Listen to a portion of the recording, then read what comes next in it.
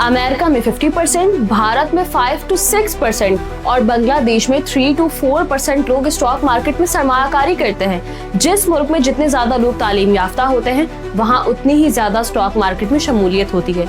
लेकिन पाकिस्तान में सिर्फ 1.5% लोग ही स्टॉक मार्केट में सरमायाकारी करते हैं। इसकी सबसे बड़ी और अहम वजह यह है कि हम तालीम के मामले में हमेशा पीछे रहे हैं। मिसाल के तौर पर जब दुनिया आईटी के शोबे में तरक्की कर चुकी थी, हम तब जाकर आईटी के कोर्सेज करवा रहे थे।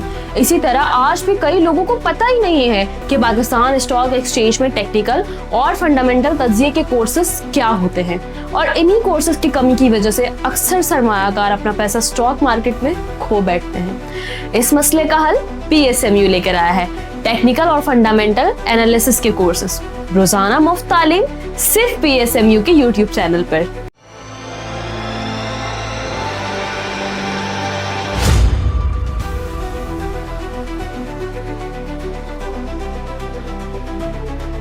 अस्सलामुअलैकुम, मैं हूं नादिया अनवर और आप देख रहे हैं पाकिस्तान शेयर मार्केट अपडेट। नाज़रीन, आज हमारे साथ एक बहुत ही अहम शख्सियत मौजूद हैं। जी हाँ, जिनका नाम जो है फाइनेंशियल मार्केट में बहुत ही ऊंचा है। और आज जो है हम यहाँ पर सेलिब्रेशन कर रहे थे कॉन्ग सेरेमनी PIA की प्राइवेटाइजेशन के हवाले से, और जो है यहाँ पर आज हमारी उनसे मुलाकात हुई है। जी हाँ, मैं बात कर रही हूँ अकील करीम डैडी सर की, और आज जो है वो हमारे साथ मौजूद हैं और उनसे हम थोड़ी सी बात करेंगे आज की सेरेमनी की, थोड़ी सी मार्केट की बात करेंगे और थोड़ी सी इकोनॉमी की बात करेंगे, और जो है ये सारी बात करेंगे हम। और चलें जी, उनको हम वेलकम करते हैं। अस्सलाम वालेकुम सर। वालेकुम अस्सलाम। Sir thank you so much सबसे पहले तो कि आपने हमें टाइम दिया। सर सबसे पहले मैं कहूँगी आज की ये जो सेरेमनी, ये जो एक सेलिब्रेशन हुई है, आगे अभी तो ये एक स्टार्ट है, आगे क्या लग रहा है, कितनी सक्सेस नज़र आ रही है इसमें? आज की जो सेरेमनी हुई है गॉन सेरेमनी, और स्टॉक एक्सचेंज के MD साहब ने और स्टॉक एक्सचेंज के बोर्ड ऑफ डायरेक्टर और चेयरमैन साहब ने स्टॉक एक्सचेंज के मेंबर्स को इनवाइट किया है जो PIA की प्राइवेटाइजेशन में कंसोर्टियम का पार्ट है। और मैं समझता हूँ हमें बड़ी खुशी भी है कि हमें अपने होम ग्राउंड पे बुलाया गया और इज़्ज़त दी गई।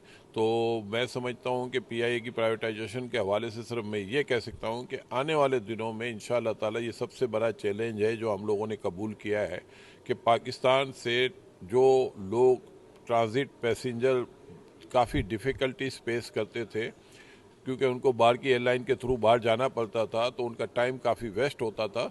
तो आने वाले दिनों में इंशाअल्लाह ताला उनको ये डायरेक्ट फ़्लाइटें मिल जाएंगी तो उनके पास बेहतरीन चॉइस होगी, वो अपना टाइम भी बचा सकेंगे और अपना मतलब वक्त भी बचा सकेंगे। तो उसके ऑर्डर में स्टॉक एक्सचेंज में बुलाया गया था, हम स्टॉक एक्सचेंज का शुक्रिया अदा करते हैं। सर अब मुझे ये बताएं कि इस वक्त जैसे प्राइवेटाइजेशन की मोहम्मद अली साहब ने बात की कि इस वक्त जो है जो हमारे गवर्नमेंट है वो ये उनका ये एक स्टांस है कि ये जो प्राइवेटाइजेशन चीज़ें हो रही हैं, जो ये बिज़नेस वालों का काम है, मार्केट को चलाना ये गवर्नमेंट का काम नहीं होता है। तो गवर्नमेंट जो है पॉलिसी मेकिंग के हवाले से भी आपने बातें की, तो गवर्नमेंट की क्या ड्यूटीज़ हैं अगर वो इस तरह से यहाँ पर अगर वो मार्केट नहीं चला सकती, मार्केट प्राइवेट करनी चाहिए, तो फिर गवर्नमेंट को क्या स्टांस लेना चाहिए इन सारी चीज़ों पे? मैं समझता हूँ कि पहली दफ़ा गवर्नमेंट खुद अंडरस्टैंड कर रही है और उसी की वजह से उन्होंने PIA को प्राइवेटाइज़ किया है। और PIA की प्राइवेटाइजेशन के बाद भी अब इन्होंने मिनिस्टर साहब ने अभी बताया कि इनकी लिस्ट ऑलरेडी बहुत बड़ी है और फर्दर भी जो प्राइवेटाइजेशन की लिस्ट में जो कंपनीज नहीं है वो भी आने वाली है।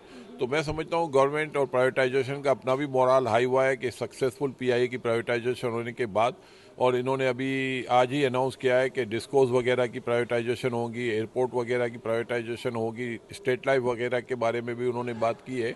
तो मैं ये समझता हूँ कि लोकल इन्वेस्टर को भी अपॉर्चुनिटी मिलेगी और आपकी इक्विटी मार्केट भी काफ़ी परफॉर्म कर रही है, लोगों का इंटरेस्ट भी पाकिस्तान में बहुत आ रहा है, मार्केट कैपिटलाइजेशन भी काफ़ी बढ़ गई है और फर्दर भी उम्मीद है। और पहली दफ़ा हम देख रहे हैं कि पाकिस्तान डॉलर में भी मार्केट कैपिटलाइजेशन ऊपर आई है।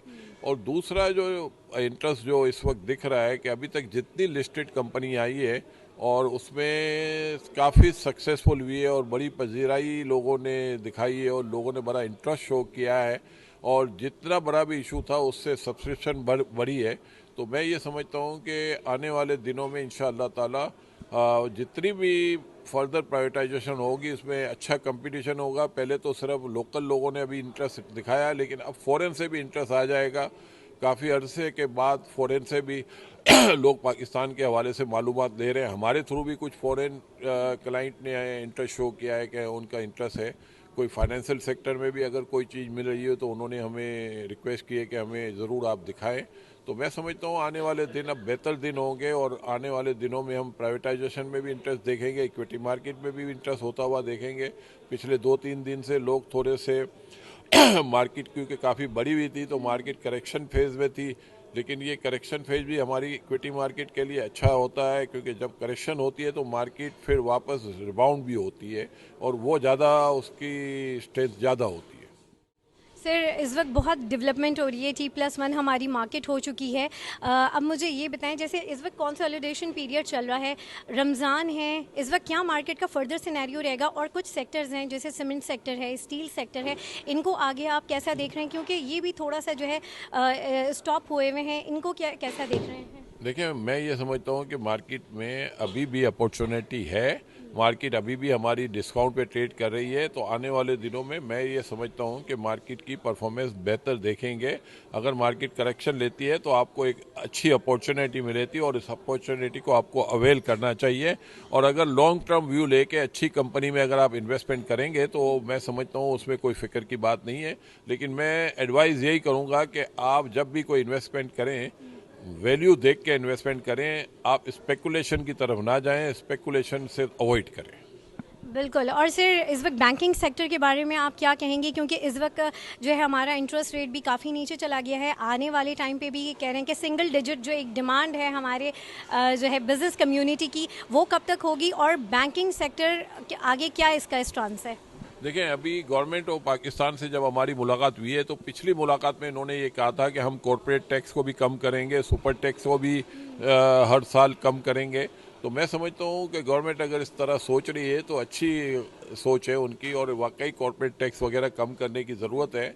और जो सैलरीज वगैरह पे टैक्स है उसको भी कम करने की ज़रूरत है। और गवर्नमेंट अगर इसी तरह इसी डायरेक्शन में सोच रही है और ये इम्प्लीमेंट भी कर देती है तो मैं समझता हूँ फर्दर हमारी इक्विटी मार्केट को भी सपोर्ट होगा, उनकी अपनी प्राइवेटाइजेशन को भी सपोर्ट होगा।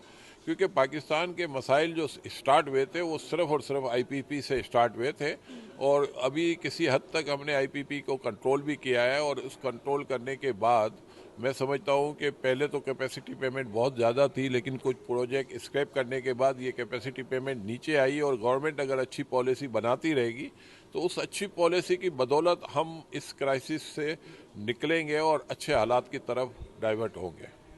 सर बहुत इन्वेस्टमेंट्स की बातें सुन रहे हैं हम कि अभी बहुत इन्वेस्टमेंट्स आ रही है, यूएई की तरफ से भी आ रही है, अमेरिका बहुत इंटरेस्टेड है, रिकॉर्डिक के हवाले से भी काफ़ी एमओयूज़ वगैरह साइन हुए हैं। ये चीज़ें कब तक एग्जीक्यूट होंगी और इनका इम्पैक्ट हम कब तक देखेंगे? देखिए, रिकॉर्डिक के हवाले से तो मैं ये कहूँगा कि कोई अच्छी न्यूज़ नहीं है, क्योंकि रिकॉर्डिक कंपनी के हवाले से जो हमें न्यूज़ मिली है कि वो अपना ऑपरेशन सस्पेंड कर रहे हैं। अगर उन्होंने सस्पेंड किया तो ये अच्छी न्यूज़ नहीं है। लेकिन हाँ, गवर्नमेंट को कोशिश करनी चाहिए कि उनको सिक्योरिटी प्रोवाइड करे और ये सस्पेंशन से अवॉइड करे। और इनको सिक्योरिटी अगर मिलेगी तो डेफिनेट इतनी अच्छी ये फील्ड है और ये अगले 2-3-4 साल में यहाँ से हमें अच्छा खासा रेवेन्यू हासिल हो सकता है। और इसमें ओजीडीसी, पीपीएल और बलूचिस्तान गवर्नमेंट की अपनी होल्डिंग भी है। तो मैं समझता हूँ कि गवर्नमेंट की पूरी ख्वाहिश होनी चाहिए कि ये काम इनका जो सस्पेंड करने का वो सोच रहे हैं ना सस्पेंड हो और कंटिन्यू करें और इनको सिक्योरिटी प्रोवाइड कर दी जाए ताकि ये वापसी का रास्ता ना नापे।